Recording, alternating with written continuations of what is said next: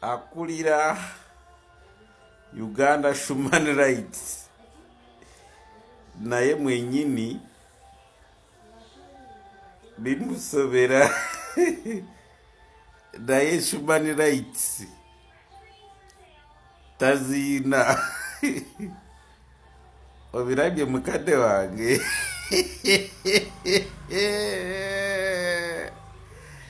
uyu mukazi wawe Wangadya mu mbeera eno Wangadya agamba ekyo naye si kyeyandiyagadde wabula naye omulimu gwe agukolera mu bugubi olw'okuteesibwatiisibwa kwafuna okuva mu bantu. Naye bakitegeere nti embeera gye nkoleramu ulira Wangadya waffe n'ogamba bwena ayogera kano nina eddiba gumu naye with time wakyuka ekiseera n'ogamba owaayi ebimu oba kansirike. Wangadya agamba okutiisibwatiisibwa kuno tekukoma mu bigambo wabula waliwo n'abamulumba ku ofiisi ye ekintu ekiteeka obulamu bwe mu matigga. Bwe twava eyo ku Trade Plaza nga tuli wano waliwo abakyala abanyirira abawala abato nabalaba awo nga balungi nnyo bambadde bulungi bakutte ebipande nabo ne bansalako wano era okufuluma ndowooza oba Alex oyo yagenda n'abeegayirira ne tubagamba mu ofiisi navaamu nga fugitive.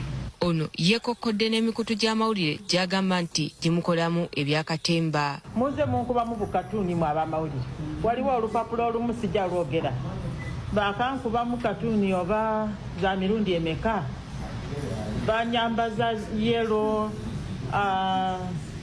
naye bukatuuni bulaga ndi wano Wangadya ayogera ataasa poliisi naye ate atudde ku files zijjudde emisango gy'okutulugunya nga abapoliisi batulugunya abantu.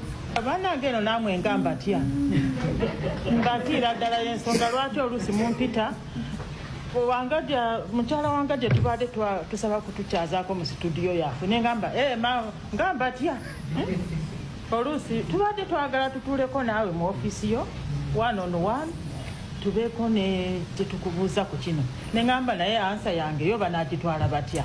Wangadya agamba ne famire ye yatuuka n'ekiseera okumugamba alekulira omulimu gwe wabula olw'obuvunaanyizibwa bw'alina bwe mumuwaliriza okusigala ng'akola.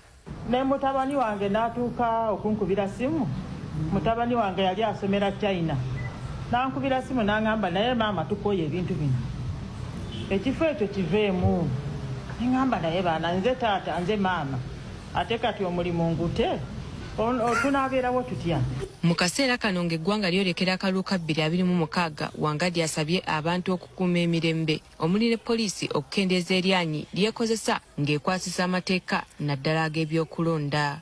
Bw'olabira ddala nti mu mbeera eno Wangadya agamba ekyo naye si kyeyandiyagadde wabula naye omulimu gwe agukolera mu bugubi olw'okutiisibwatiisibwa kwafuna okuva mu bantu. Naye bakitegeere nti embeera gye nkoleramu oluusi ekiseera kituuka n'otya n'ogamba bwena ayogera kano nina eddiba gumu naye with time wakyuka ekiseera n'ogamba owaayi ebimu oba kansirike.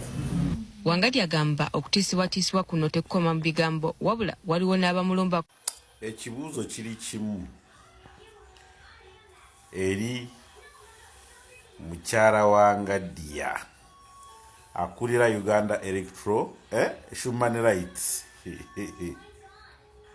biki byotuuka ekiseera n'osirikira ate baani bakutiisa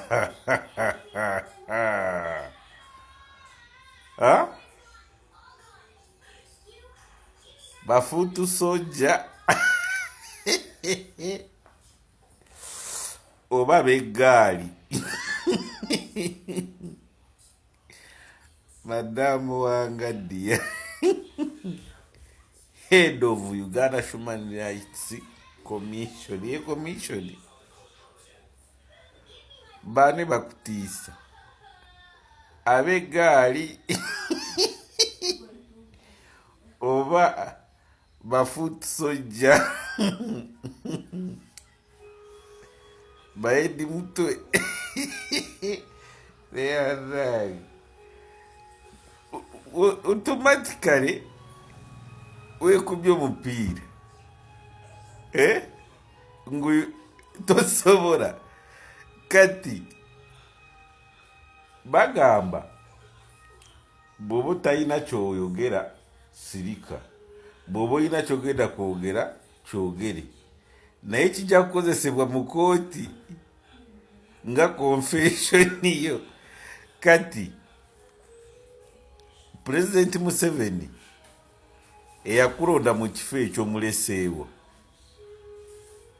kubanga okonfesize ngu tosobola, ate gwe taata gwe maama, kitegeeza buli omu yenna ali ready okukozesa ensobi. Kitegeeza tosobola kukola ekituufu.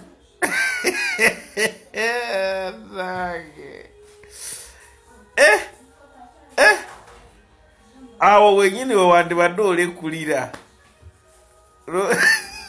kubanga oleda olinga alekulidde anaakukangatiisa ani